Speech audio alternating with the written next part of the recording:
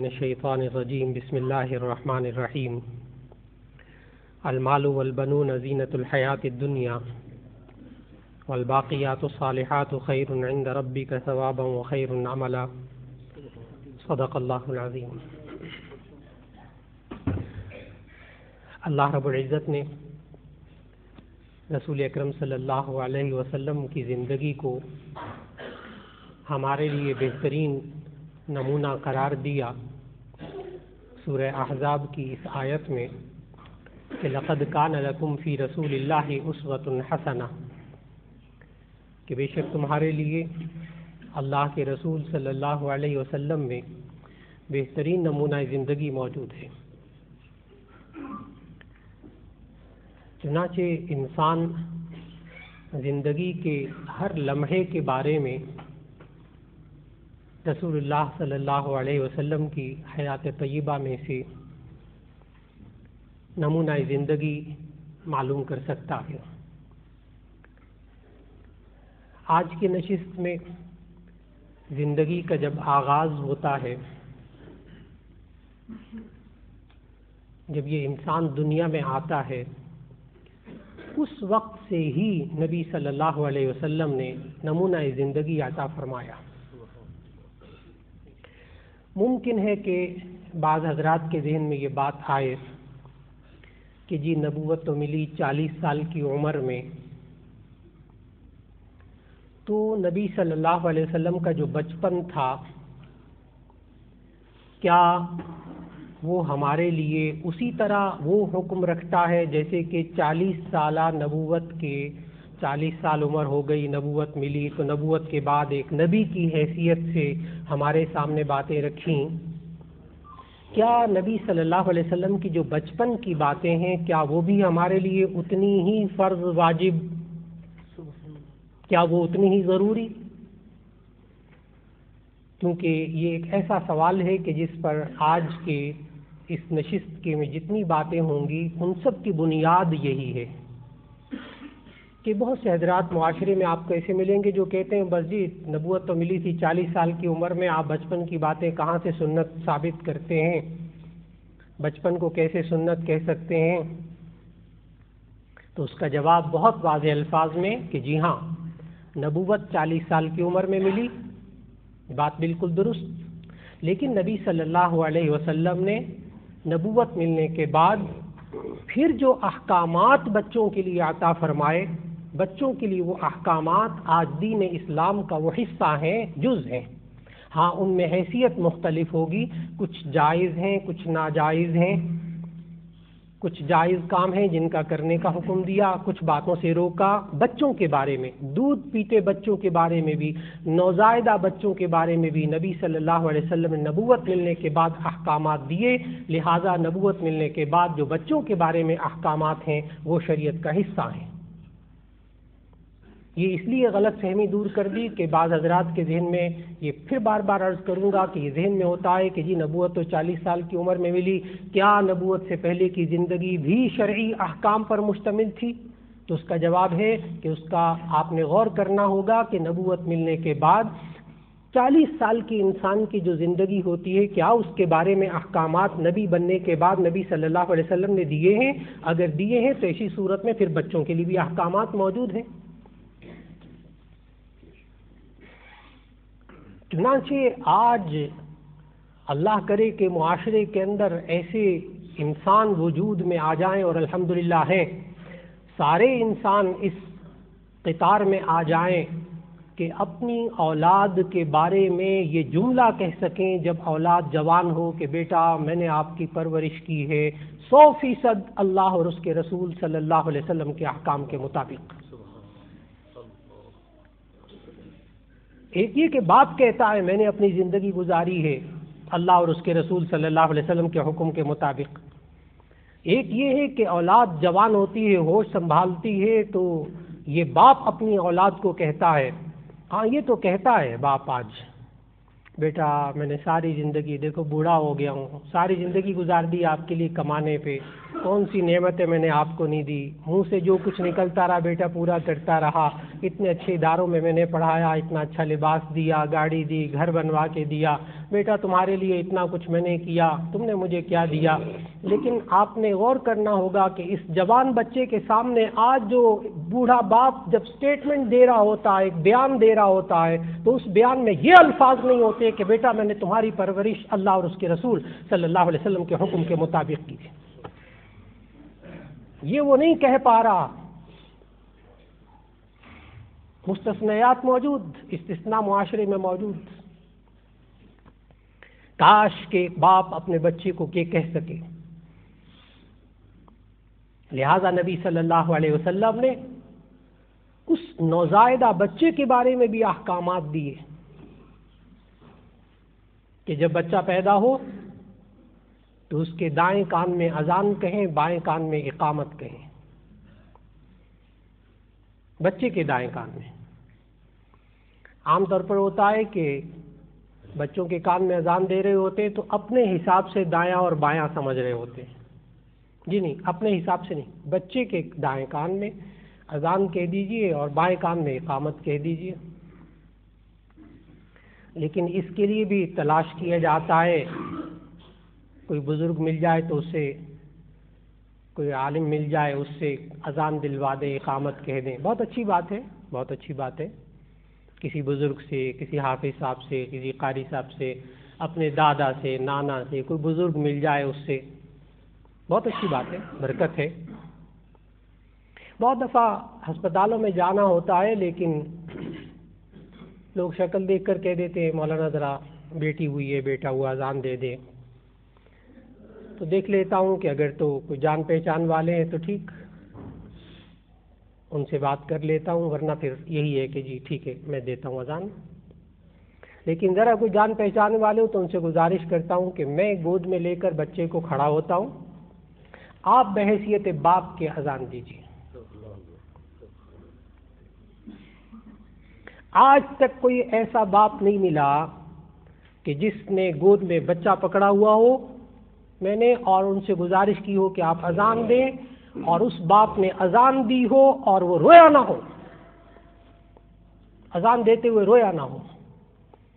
اس لیے کہ ایک مولانا صاحب اذان دیں گے, ان کا بچہ تو نہیں ہے یہ.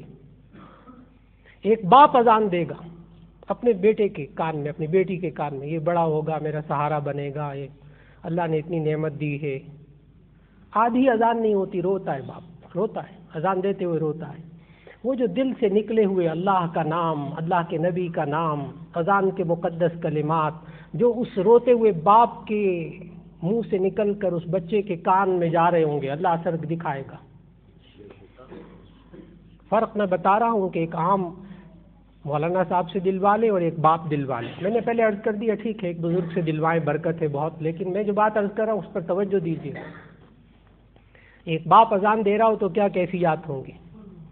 آج سے چند سال پہلے یہ ہوتا تھا, لوگ کہتے تھے مولانا یہ چھوٹا سا بچہ ہے, اذان سمجھ میں تو آتی نہیں, کیا فائدہ اذان دینے کا اور کیا فائدہ اقامت کہنے کا, نہ اس کو پتہ ہے کیا ہو رہا ہے کیا نہیں ہو رہا, ترجمہ بھی نہیں آتا, اس کو مفہوم بھی نہیں آتا بچے کو, کیا فائدہ.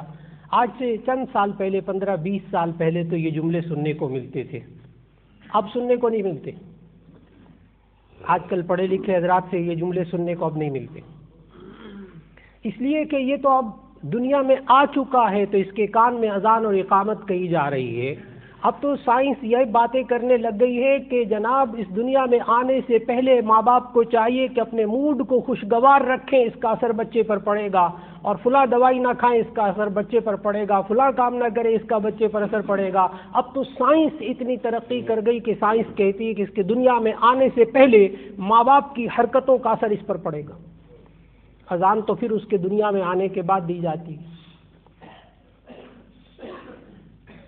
اور نبی صلی اللہ علیہ وسلم نے کیا سمجھایا.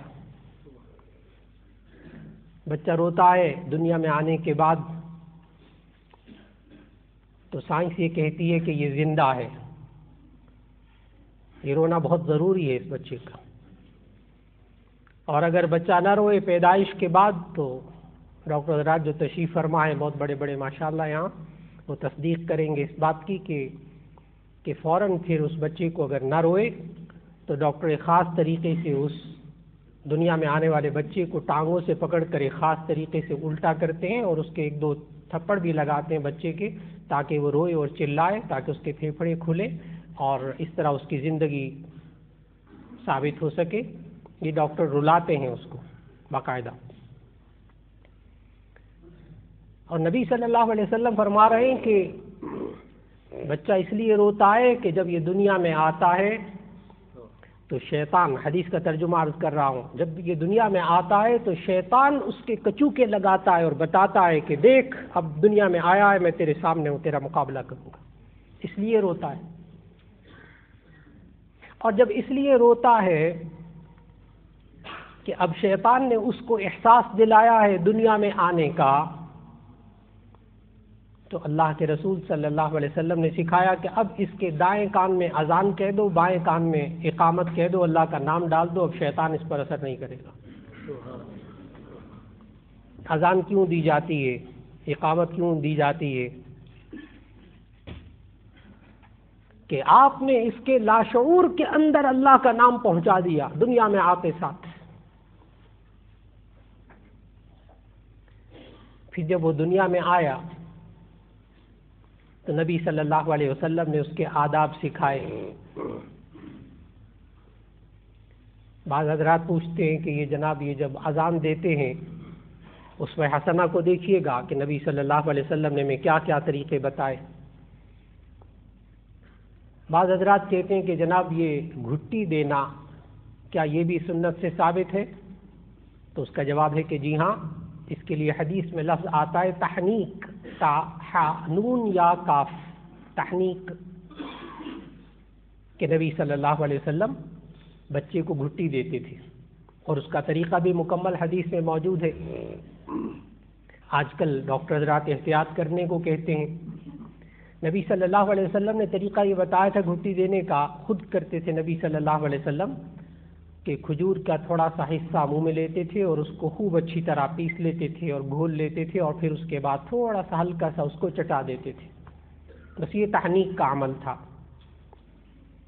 اب ڈاکٹر حضرات ہاتھ جوڑتے ہیں کہ نہ کھلائیں، ابھی نہ کھلائیں، ابھی نوزائیدہ ہے بالکل، اور ہوتا کیا ہے کہ لوگ گھٹی دیتے ہیں اور گھٹی میں کھجور کھلاتے ہیں بچے کو، تھوڑا سا ٹکڑا لیتے ہیں اور لے کر منہ میں دے دیتے ہیں، یہ ہم تحریک کر رہے ہیں، حدیث میں آتا ہے کھجور کھلانی چاہیے پیدا ہونے سے۔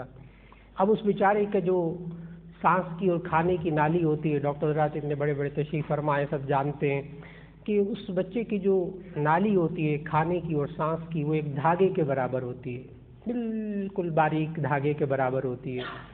اب اس کے اوپر جب کھجور کھلائی جاتی تھوڑی سی تو وہ جا کر ڈھکنا اس کو سانس کی نالی کو بند کر دیتا ہے اور بچہ نیلا ہونے لگتا ہے اور مر جاتا ہے بسا اوقات۔